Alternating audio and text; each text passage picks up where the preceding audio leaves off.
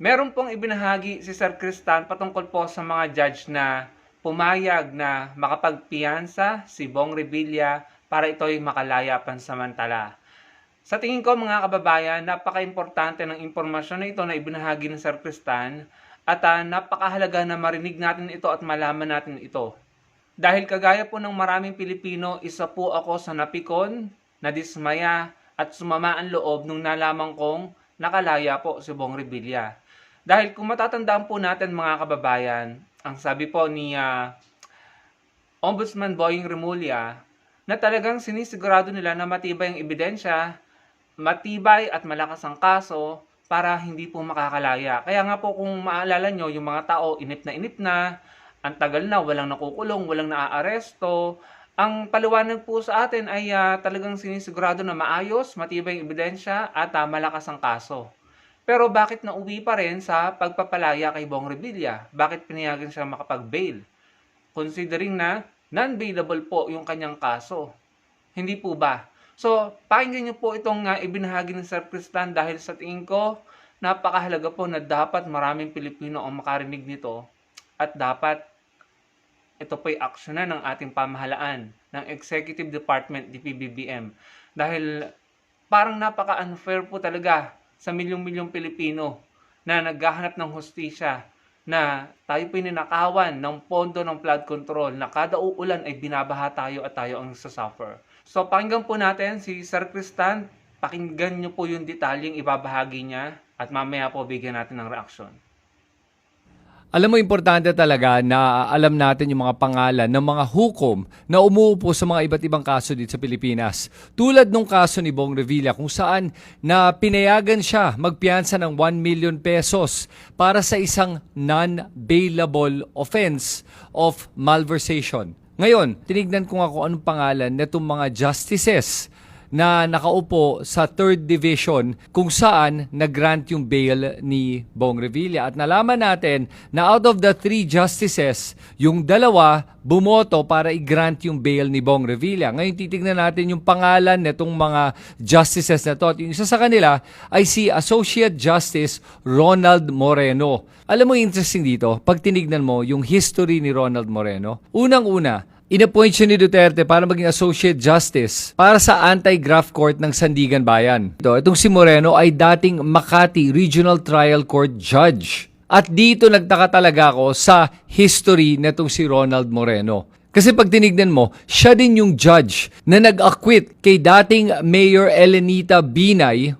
of graft and malversation sa issue ng mga overpriced hospital beds and other medical equipment back in 2000 and 2001. Tapos pag tinignan mo dito, siya din yung nag-acquit sa mag-amang Jejomar Binay at si June Binay sa overpriced Makati parking building case. At tinabi ng Sandigan Bayan that the prosecution miserably failed to prove the required quantum of evidence in all these cases. Kumbaga mahina daw yung ebidensya. Yan ang sinabi ni Associate Justice Ronald Moreno pagdating sa kaso ng mga Binay. At ngayon, yan din ang rason na binibigay niya para i-grant itong bail ni Bong Revilla for a non-bailable offense. Dahil daw, mahina daw yung ebidensya. At ayon kay Ombudsman Remulla, mukhang trinabaho na talaga itong kasong to. At kaya dapat alamin natin lahat kung sino ba itong mga judges na nag-grant ng mga bail na to at nag-a-acquit dito sa mga corrupt na to. Dahil nakapagtataka talaga kung titignan mo, sa kaso ng mga Binay, lahat sila acquitted. Kasama na yung mga ibang opisyal sa local government. So ang ibig sabihin nun, wala silang lahat ginawang mali. So sino kaya ang nag-overprice na itong parking building na to? Itong mga medical supplies? Kung lahat naman sila ay inosente. Kaya paano talaga mawawala ang korupsyon dito sa ating bansa? Kung nakikita natin na paulit-ulit nagsasampa ng kaso ang ating mga ombudsman, tapos ang ating mga korte ay pinapawalang sala itong mga korupt na to. At alalahanin natin na ngayon, importante na bago magsampa ng kaso ang ombudsman, kailangan may ebidensya with certainty of conviction. Ibig sabihin sigurado o malaking posibilidad na mako-convict itong mga sinasampahan ng kasong to. Tapos ngayon sasabihin ng judge na mahina daw yung ebidensya. Good luck na lang talaga sa ating bansa. At ang judge na to is the same judge na nag-acquit sa pamilya Binay ng ilang beses na. Kaya ang labanan talaga ng korupsyon hindi lang sa executive branch, hindi lang sa legislative branch, kundi kasama dapat ang judicial branch dito. Dahil kung palpak ang ating judicial system, tuloy-tuloy ang korupsyon. Kayo, ano tingin nyo? Agree ba kayo na nag-grant ng bail si Bong Revilla? Tingin nyo ba talagang mahina ang ebidensya laban sa kanya? O tingin nyo ba tama yung sinabi ni Ombudsman Remulla na tinrabaho na nga itong kaso ni Bong Revilla? Sulat nyo lahat yan sa comment section sa ibaba. At pag nagugustuhan mo yung mga ganitong klaseng videos, huwag nyo kalimutan mag-subscribe sa lahat ng aking mga social media accounts. Salamat sa inyo lahat. Ito si Kristan. Magkita tayo mula sa aking susunod na video. Bago po tayo magpatuloy, nagpapasalamat po tayo kay Sir Kristan dahil sa napakahalagang impormasyong ibinahagi niya. I think that's well researched. Talagang tinignan niya yung impormasyon, nag-research siya at pinag-aralan niya para makagawa siya ng ganitong content para i-inform po tayong lahat. Mag-raise ng awareness patungkol po sa judge na iyon, mga kababayan. Dahil napaka-unfair po talaga at nakakasama ng loob. Bakit pinalaya si Bong Revilla? By the way, meron pong mga platform. Si Sir Kristan, isa rin po siyang political commentator. I-search nyo lang po yung pangalan niya. Yan po yung pangalan ng kanyang mga platform. At pwede po kayong sumuporta sa kanya. Napakagaganda rin po ng kanyang mga commentary patungkol po sa mga nangyayari sa ating bansa. Ito lang po yung gusto kong sabihin, mga kababayan, patungkol dyan. Kung ang executive, ombudsman, DOJ, ang presidente ay ginagawa ang lahat para ipakulong ang mga dapat ipakulong, kung ganito naman pong sistema sa ating judicial, sa sandigang bayan, saan po mapupunta ang effort ng pamahalaan, ng taong bayan para panagutin ang mga dapat panagutin? Kaya po namimihasa eh. Imagine, malversation, 90 plus million ang halaga. Malversation involving 90 plus million. Tapos according kay Bernardo, siya mismo naghatid ng 500 million pesos kay Bong Revilla, si Bernardo na dating opisyal ng DPWH. Tapos may pinapasauli pa ang korte na 124 million pesos kay Bong Revilla. Tapos papalayain nyo pa din sa halagang 1 million pesos na piyansa. Anong klase yan? Sandigang Bayan, anong klase yan? Doon sa mga judge na pumayag. Para po saan? Para tayong winalanghiya, mga kababayan, para tayong ginago. Meron pang pinapasauli na 124 million, hindi pa naisauli. Sa last na chinek ko yung information about that, hindi pa naisasauli. Tapos, 90 plus million ang halaga ng malversation sa kaso niya. Tapos, yung 500 million na di umano inihatid ni Bernardo. Ano to, mga kababayan? Bakit naman ganito yung mga hukom natin, yung mga judge natin sa Sandigang Bayan? May isa pong judge na hindi pumayag. Ayan po, para sa kanya, basahin niyo po yan, para sa kanya malakas ang ebidensya. And yun po yung sinasabi sa atin ng ombudsman dati, ng DOJ, ni PBBM. Kaya, they are taking time na humihiling sila ng pasensya, ng pagtitiyaga sa atin dahil gusto nilang siguraduhin na malakas ang kaso at matibay at malakas ang ebidensya. Paano pagdating sa Sandigang Bayan ay nakalaya pa rin at nakapag-bail dahil ang kanilang rason ay mahina daw ang ebidensya. How come yung mga co-accused ay nakakulong, nananatiling nakakulong? Hindi po ba, mga kababayan, bakit yung mga co-accused ay nananatiling nakakulong? Bakit si Bong Revilla ay pinalaya? So kung mahinang ebidensya kay Bong Revilla, dapat lahat yon. Hindi po ba?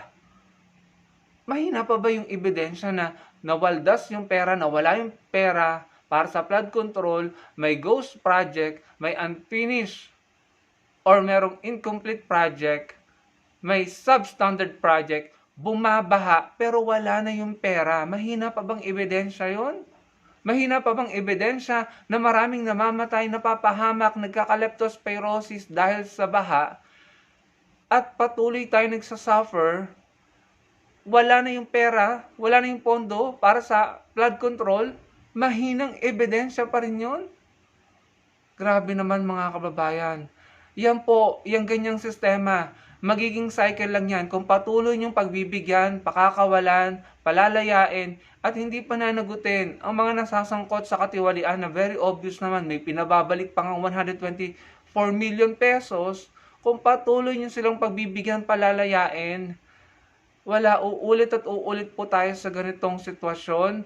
Patuloy pong magsasuffer ang mahihirap at ordinaryong Pilipino. Nakakasama po ng loob. Sana po kay PBBM, sa pamahalaan, sa DOJ, sa Ombudsman, ito po ay tutukan nyo. Tutukan nyo po at tignan nyo po kung sino po ang nagwawalang hiya dito. Kung meron pong nilalabag sa batas at ginawang mekos-mekos or hocus-pocus, panugutin nyo rin po. Kay PBBM, sana po ay ito po ay paimbestigahan nyo bakit nangyari ito. Dahil ayaw po namin, no? Ayaw po namin na humantong tayo, na pagtatawanan po tayo, nasasabihin nila na yung mga pinakulong nyo nakalaya din. Ayoko po ng gano'n, mga kababayan. Ayoko po ng gano'n. Kapag pinanagot natin, panagutin, tuloy-tuloy hanggang sa huli, bigyan ng hustisya ang mga Pilipinong nagsuffer, namatay, nawalan ng buhay, bahay at kabuhayan dahil sa mga baha, dahil ninakaw ng mga politikong ganid sa pera, sa salapi, ang pondo sa flood control. Ang dami. Buong Pilipinas, ang damakmak, may ghost project, may incomplete project, may substandard. Lahat yan, winaldas nila, ninakaw nila, bilyon-bilyong halaga ng pera, lumampas na yata ng trilyon. Tapos wala po tayong makikitang mabubulok sa kulungan. Samantalang ito, nagnakaw lang, tignan niyo mga kababayan yung balitang yan, nagnakaw ng 3 pirasong alimango sa palaisdaan sa Pangasinan, kulong. Ganun po ang trato nyo sa maliliit na Pilipino, sa mahihirap na Pilipino. Nagnakaw ng mangga, nagnakaw ng pang-ulam para sa pamilya niya, kulong. Pero yung mga nagnanakaw ng daang-daang milyon, bilyones, laya, hindi niya pinapanagot.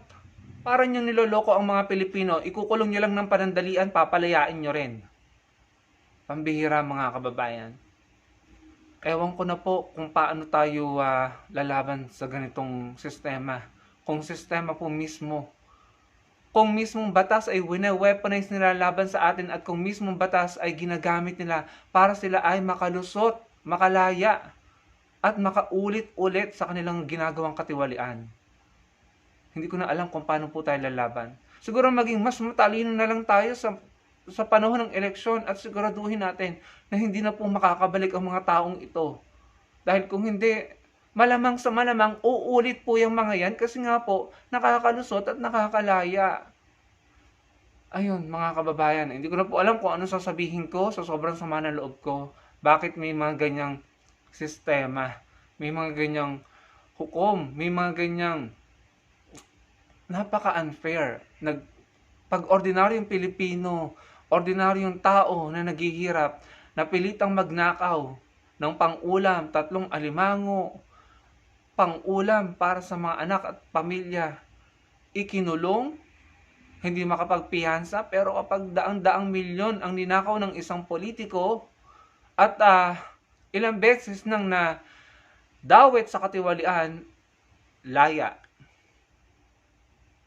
Sana po nakapag-raise tayo ng awareness dito. Sana po nakapagbukas tayo ng diwa, nakapagmulat po tayo para matuto na po tayo sa susunod na eleksyon. Huwag na po natin silang iboto. Kahit doon man lang, makabawi tayo at makagante, mga kababayan. Salamat po sa panonood.